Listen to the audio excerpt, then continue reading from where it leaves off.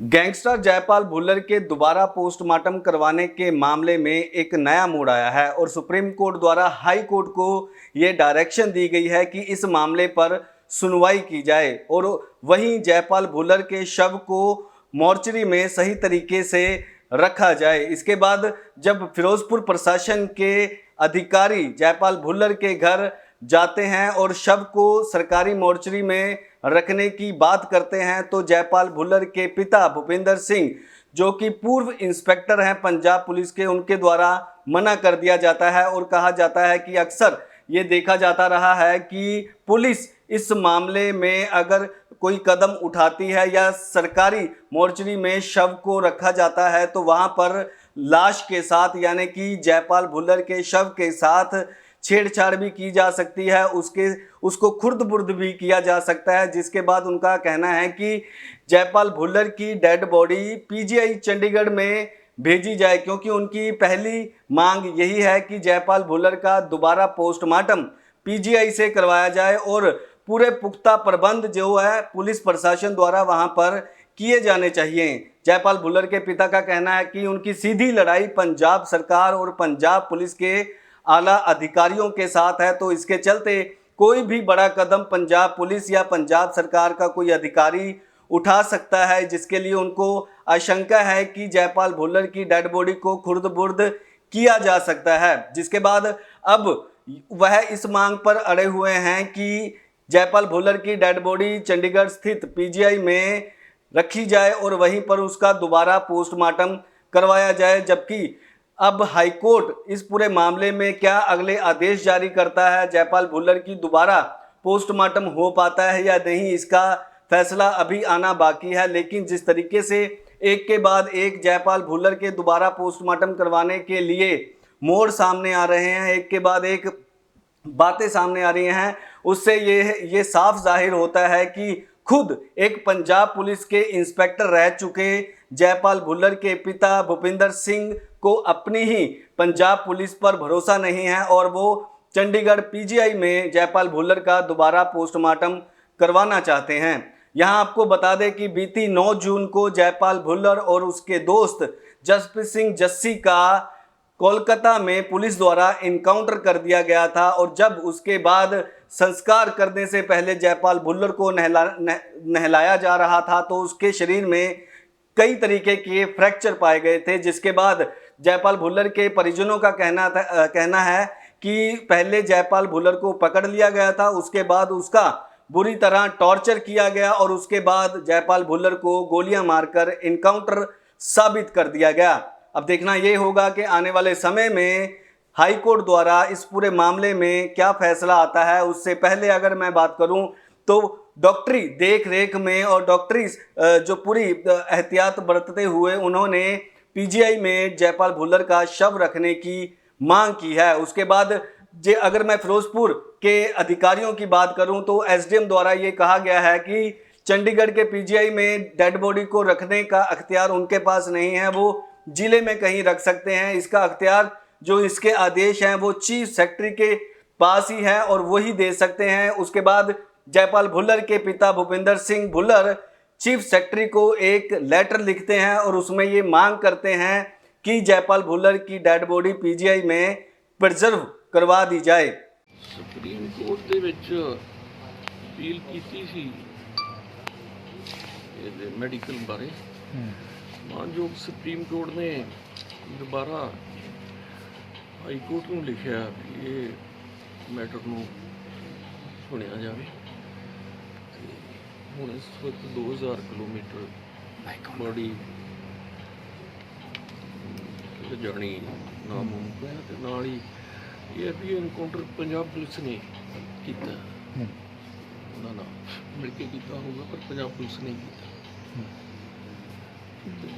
ਸੋਮਵਾਰ ਨੂੰ ਮਾਨਯੋਗ ਹਾਈ ਕੋਰਟ 'ਚ ਸੁਣਵਾਈ ਹੋਈ ਤੇ ਹੋਰ ਕੀ ਸੁਪਰੀਮ ਕੋਰਟ ਨੇ ਜਿਹੜਾ ਮਾਨਯੋਗ ਸੁਪਰੀਮ ਕੋਰਟ ਨੇ ਕੀ ਆਰਡਰ ਦਿੱਤੇ ਹਨ? ਇਹੋ ਹੀ ਆਰਡਰ ਕਿ ਮੈਂ ਤੁਹਾਨੂੰ ਦੱਸ ਦਿੱਤੇ ਇੱਕ ਲਾਈਨ ਦੇ ਵਿੱਚ ਵੀ ਸੁਣਵਾਈ ਕੀਤੀ ਜਾਵੇ।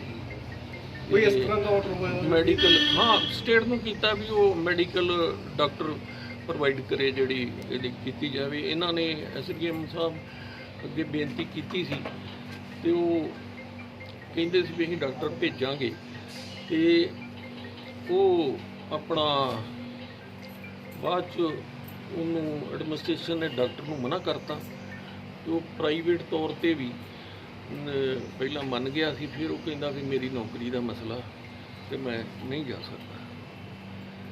ਤੇ ਹੁਣ ਬੋਡੀ ਦੀ ਮੈਡੀਕਲ ਪ੍ਰੋਟੈਕਟ ਲਈ ਲਿਖਿਆ, ਦੇਖੋ ਕੀ ਕਰਦੇ। ਤੁਸੀਂ ਕੀ ਚਾਹੁੰਦੇ ਹੋ ਕਿ ਕੀ ਹੋਣਾ ਚਾਹੀਦਾ ਵੀ ਤੁਸੀਂ ਘਰੇ ਰੱਖ ਕੇ ਬੋਡੀ ਤੋਂ? ਹਾਂ, ਇਹ ਨਹੀਂ ਘਰੇ ਰੱਖ ਕੇ ਬਾਡੀ ਨੂੰ, ਇਹ ਕੋਈ ਸਵਾਲ ਨਹੀਂ ਹੈ ਤੁਹਾਡਾ। ਤੁਹਾਨੂੰ ਪਤਾ ਹੀ ਹੈ, ਪਹਿਲਾਂ ਮੈਂ ਕਈ ਵਾਰ ਦੱਸ ਚੁੱਕਿਆ ਵੀ ਘਰੇ ਰੱਖ ਕੇ ਕਾਹਦੇ ਲਈ ਬਾਡੀ ਕੱਢੀ ਹੈ। ਤੁਹਾਨੂੰ ਮੈਂ ਬਾਡੀ ਦੀ ਵਿਖਾਈ ਹੈ, ਤੁਹਾਨੂੰ ਮੈਂ ਸੱਟਾਂ ਦਿਖਾਈਆਂ ਨੇ, ਤੁਹਾਨੂੰ ਮੈਂ ਵੀਡੀਓ ਦਿੱਤੀ ਹੈ। ਕਿਹੜਾ ਦੱਸੋ ਵੀ ਤੁਹਾਨੂੰ ਨਹੀਂ, ਤੁਸੀਂ ਦੱਸਦੇ ਹੋ, ਤੁਹਾਨੂੰ ਨਹੀਂ ਲੱਗਦਾ ਵੀ ਇਹਨੂੰ ਫੜ ਕੇ ਪਹਿਲਾਂ ਬਾਡੀ ਨੂੰ ਟਾਰਚਰ ਕਰਕੇ ਬੁਰੀ ਤਰ੍ਹਾਂ ਤੇ ਘੰਟਿਆਂ ਬਾਅਦ ਇਹਨੂੰ ਬਾਅਦ 'ਚ ਗੋਲੀਆਂ ਮਾਰੀਆਂ ਗਈਆਂ।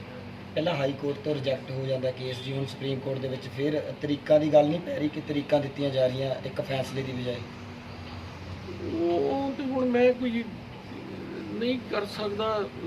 ਇੰਨਾ ਹੀ ਹੈ ਵੀ ਮਾਨਯੋਗ ਸੁਪਰੀਮ ਕੋਰਟ ਨੇ ਸਾਡੀ ਲਾਇਰ ਦੀ ਬੇਨਤੀ ਸੁਣੀ ਆ, ਤੇ ਉਹਨਾਂ ਸਾਨੂੰ ਸੁਣਿਆ, ਤੇ ਮੈਂ ਬੜਾ ਉਹਨਾਂ ਦਾ ਕੋਰਟ ਦਾ ਧੰਨਵਾਦੀ ਹਾਂ।